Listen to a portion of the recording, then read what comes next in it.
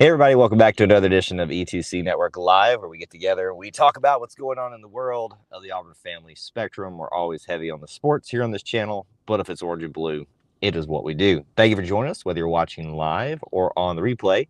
We appreciate you hanging out with us on a very late live stream, as it is way past my bedtime. It is way past a lot of y'all's bedtime, I'm sure, and it is way past time that this game should have been over with. And I do apologize for the lighting situation, probably for some background noise and things like that. This is an on-the-road session, so we're going to make do with it, and we'll do a little bit of a more abbreviated show for you guys. But as always, we like to get on here, especially for very important baseball games, and talk to you guys about our thoughts, our impressions about what we saw in the game. And I'm trying to get my comments to come up here so I can see what you guys are saying. So I would love to hear some of y'all's comments, questions, derogatory rebuttals about what you saw tonight, what you were most proud of, what frustrated you, if there was anything that frustrated you tonight. Post that right now in the chat, but also what you can do to get the thing started tonight. Make sure you smash the like button. Make sure you share this out on social media if you're watching there. See, a couple of you have already done that, so thank you guys so much. And post right now in the chat where you're watching from. City, State, International would love, to hear where you're watching from tonight, especially you are regulars who do that all the different time for us. Devon's here, says, guess they did save some for tonight. Yes, they did. I'm trying to make sure I can bring this up. There we go. I always forget that I still have most of the functionality on my mobile device that I do when I do it in studio for you guys. Yes, one of the bigger fears for a lot of people was the fact that there was so much offense used last night that it might not even have anything left in the tank going forward. But much to everybody's pleasure, we had plenty left in the tank and then some tonight. There's been a lot of just high-scoring games and college baseball games throughout the weekend thus far anyway. It's just been kind of par for the course. But were you guys surprised? Were you kind of what you expecting them to do tonight? I think the majority of the Auburn faithful were very worried by what was potentially taking place tonight. I got to see a lot of different perspectives and experiences tonight here in the parking deck. I was actually up here on the third level. You can probably hear someone revving up their car right next to me right now. Which is always, entertaining to have to deal with. The interesting dynamics of doing live shows on the road can be a little bit interesting sometimes. So just bear with me while we deal with those noises if you can hear them at all. Devin, I was very surprised. I thought the score would be a lot lower. That would have been the case for a lot of people. I think we were anticipating Auburn maybe to kind of fall flat tonight and have to force themselves into the losers bracket. Well, I guess you wouldn't necessarily be in the losers bracket. You'd just be one of the two teams that has two losses. So tomorrow now, Florida State and UCLA get to play each other once more. Last time it worked out in Florida State's favor. Will it happen for UCLA, who kind of got back into the swing of things today? Against Louisiana, who is now eliminated from competition. We will find out if that is going to be the case tomorrow. But there's not that many fans that are exiting from this overall tournament competition because there weren't a lot of Louisiana fans here. So I keep saying Louisiana, but Southeastern Louisiana fans. I'm you guys' player of the game? Who did you think deserved to be player of the game tonight? Obviously, last night it was. I'm blanking on his name at this moment. It's not Brooks Carlson. I wanted to say Daniel Carlson for that. That's another guy. Let's see. Brad says, run you. Oh, home run you. I just now saw that. Paul on Facebook says, beat him by 2 touchdowns. Some of the younger crowd probably doesn't understand the significance of this flipping that we owed FSU. Yes, I do know after kind of walking around and talking to the fans today, there's not a lot of people that understand the animosity that is built between Auburn baseball and FSU, but Auburn and FSU in general.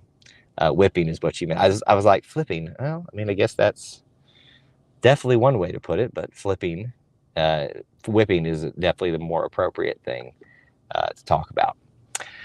Right now, they have already cut off the video board. I'm looking right at the field right now, and they're putting stuff out in the field already. I mean, they're ready to turn this thing over and get the lights shut off for another full day of baseball tomorrow here at Plainsman Park. Again, we've got a game with Florida State and UCLA to look forward to at about 1, I think. Is it? Or 12. It's 1 hour sooner than it typically has been the last 2 days. And then at 6 o'clock again, your Auburn Tigers will take on the winner of Florida State and FSU, which will be interesting to see who that is. High Fly says, what a great game. Dusty, good to see you. Smoked them. Yes, we did a lot of good things tonight. One of the great things that I loved tonight was the performance. Excuse me, still recovering from that. The performance of Joseph Gonzalez tonight. Yes, he got the run support that he very much needed to have tonight, but he also did a great job managing what could have been a difficult situation where he's sitting out a lot because he's getting so much offense and his arms, quote unquote, getting cold. Not necessarily, it's pretty warm out there, but doing a great job of managing that situation and going out there and having his defense back him up too when he got into a tight spot. I think it was probably like the 5th inning maybe is when they got that first run, and it could have gotten worse. But his ground ball ability and his defense to back him up with that ground ball ability was outstanding tonight. I mean, he pitched about as well as I would have expected him to tonight. Everybody was hot. Great start from Gonzo. I agree. This is about what exactly you could ask for out of a guy like Joseph Gonzalez and what he brings to the table as a pitcher tonight. The question now begs, and I don't know if Coach Butch Thompson has said anything. I haven't seen anything. Who's going to be the pitcher tomorrow, and what will the rotation be like? Because we've now gone 2 games by not needing them without Carson Skipper and without Burkhalter. We didn't need to use them, but you can expect to see them tomorrow, I bet. I was talking with a gentleman I just met tonight, and we were kind of discussing that. Do you start Mason Barnett, have him go as long as he can, but maybe expect 3 to 4 out of him, and then go the rest of the way with maybe Carson Skipper and Burkhalter? I would prefer that not to happen in terms of using them that length of time, but I could definitely see that scenario happening because, as we all know, Hayden Mullins is not available. And we've used, I think, more arms tonight than we wanted to. So we definitely probably want to limit who we use tomorrow. And I think we can keep things under control with a combination of Barrett, Carson Skipper, and, of course, Burkhalter.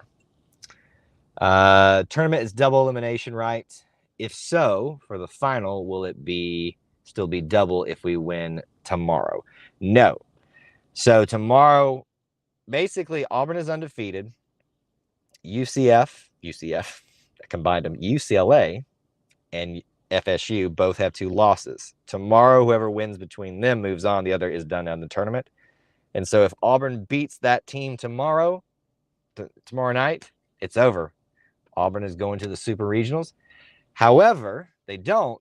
We're going to do it all again Monday. And I don't know what time it would be Monday. My gut tells me they'd probably move it up early into the mid-afternoon as opposed to a 6 o'clock start. I could be wrong. It probably is a TV thing more than anything. But yes, Monday is a possibility. Auburn has done a great job outperforming expectations, but they've still got a lot on their plate left in this tournament, even though they're waiting to see who they have an opportunity to beat tomorrow night. Excuse me. As you can tell, the sickness that I've been dealing with is still a little bit with me. Not necessarily the sickness, but the coughing fits from time to time. Paul asked a great question. Would you prefer to face UCLA or FSU, since we know them so well from tonight's game? This is the great thing and the bad thing about a game like tonight. We felt very comfortable, but we were bored a lot. So we were asking a lot of these questions you guys are asking, the gentleman and the young lady I was sitting with especially. we're talking through these scenarios. Who would you prefer? You know, I think there is something to this familiarity thing with FSU, but you also look at the flip side of that. We embarrassed them tonight. Do you really want a very upset FSU team again? I think you can make either case on that. Do you really want a UCLA team that seems to have gotten back on track today with the scoring ability that they've shown of late? It's really just to pick your poison. And I think it's one of those things that you don't really want to worry about that as much and just worry about what you can control. And that, what is your starting lineup or what is your starting pitcher going to look like? And can you keep the bats going? My guess is yes, Auburn will keep the bats going, but obviously not to this extent, not 17 and however many runs they got last night and 19 runs tonight. Just outstanding performance. And they just kept coming. And the great thing about tonight was it wasn't all home runs until the end. It was singles, doubles, and errors. And it was just great small ball display tonight and showing that Auburn is not just an offensive team about power, maybe power, but hitting for power doesn't, and we discussed a lot of this tonight too. Hitting for power is not just home runs. It's hitting great line drives into the gap, either singles or doubles to get you guys onto base, but also around the bases. So yes, high fly, to clarify, we are in the best possible situation that you can be. Not only hosting a regional, but you can now have the opportunity to have 2 games to win it out. So you can have a mess up tomorrow night. Let's not wish that into existence. But it is a reality. And now you can probably understand what Butch was hoping for and a lot of people were discussing this. Do you start Mason Barnett, do that type of pitching rotation, keep it the norm as it had been on most weekend series as of late with Hayden Mullins out? Do you keep that the same, or do you just go ahead and start Trace Bright in the first game and Joseph Gonzalez in the second game? Obviously, the plan has worked out thus far. We will see if it ultimately proved to be the right decision. And I think if it does tomorrow, you'll see something similar done in what will hopefully be a super regional for Auburn. I know you guys are tired, but if you want some homework, you can stay up tonight a little bit and watch the Oregon game. Oregon State game, because that is the one you want to be paying attention to. You don't want to look too far ahead, but you do want to pay attention, at least wake up in the morning and check out and see how it went. If Oregon State somehow loses this regional, which they're not in position to do so right now, if they win tonight, they'll be in very much the same position as Auburn. But if they somehow find a way to lose in their home regional, Auburn will be hosting a super regional. It's a long shot. I prepared myself for the fact that it's not going to happen because I don't want to have to turn down an opportunity to come back to Auburn another weekend. We were talking about this, as I've said a lot. I don't think I would be able to come back next weekend, but we'll see. I know that's really loud in the microphone. I'm sorry, but the throat tickles continue tonight. If we win, do you think the weather atmosphere will affect us going up north? You know, great question. As I try to work through the cough. There we go. I think I cleared it finally. I don't know that we're in that part of the season where that would affect us much. We've seen cold, we've seen cool, we've seen humidity, we've seen hot. I think this team is pretty well seasoned to all temperature changes and humidity changes. So I don't know that that's going to be as big a deal as going to Oregon to face just the sheer fact of now they are the hunted in Oregon State. OSU is up 9-2, so it does not look like we have to worry too much about being concerned about a super regional right now. But pay attention tonight if you want, and also check tomorrow just to see what to expect. But the heart of the matter is this. Auburn has found itself in a position and put itself firmly in position, the driver's seat to win this regional. They can do it tomorrow. If it doesn't happen tomorrow, it is not the end of the world, but it is high importance that they do get the job done tomorrow so they can have an extra day of rest before they likely move on to an Oregon State Super Regional. My plan is I will be here tomorrow. Same thing. Plan to be in my exact same spot. I'm looking at it right now, watching the game. Hopefully I'll see some of the same people here. If you're going to be in town, please come up here and say hello. I'm on the 3rd level of the parking deck, unless I get a ticket somehow, which I was offered one today, but didn't want to spend the money right now with all the other expenses that come with running a business at the moment. But I will be here tomorrow. We'll do something similar right after the game as well and kind of talk about it, break it down, and do that type of thing. Should Auburn lose, I'm at this point planning to stay till Monday because why not, right? How often do you get to see your favorite college baseball team host a regional?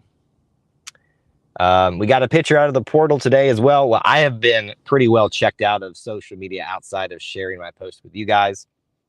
So I was not privy to that. So thanks for sharing that, Dusty. All right. Last minute comments, questions, derogatory rebuttals. I know this wasn't the best live show tonight because I've been coughing the entire time. We're dealing with distractions as we typically are in the live show. But I hope you guys have enjoyed at least catching up a little bit after the game, even very late. So any last minute comments and questions.